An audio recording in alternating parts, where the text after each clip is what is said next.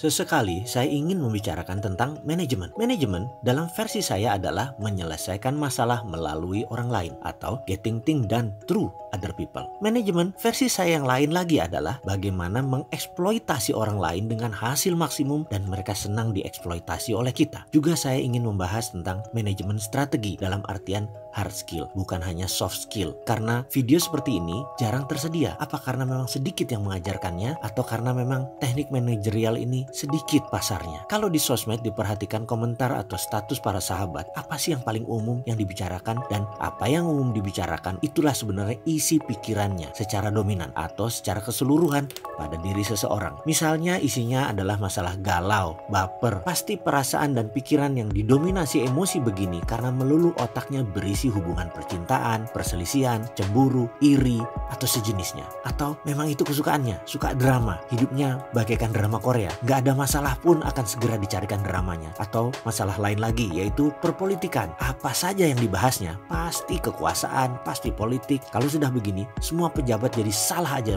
di mata mereka. Kayak saya, apa saja seorang yang namanya si sakit pinggang itu lakukan, pasti saya salahin dia. Siapa ya sakit pinggang tuh? Low back pain kalau nggak salah namanya. Itulah otak saya yang merasa low back pain inilah yang buat masalah di Indonesia. Tapi mungkin saya salah ya. Oke, kita pindah ke topik isi otak seseorang. Kalau isi otaknya pebisnis itu bagaimana? Ini yang menarik. Seperti cerita seorang pebasket legenda bernama Earvin Magic Johnson yang pernah meminta pemilik LA Lakers, Jerry, untuk jadi mentor bisnisnya. Ketika di tahun 87, Magic Johnson masih pemain NBA aktif, namun dia ingin menjadi pebisnis seperti Jerry. Jerry balik bertanya, "Apa yang Anda baca pertama kali ketika membuka koran pagi?" Magic menjawab, "Sport page, of course. I'm a sportsman." Jerry langsung jalan dan tidak menjawab pertanyaan Magic Johnson tersebut. "Will you be my business mentor?"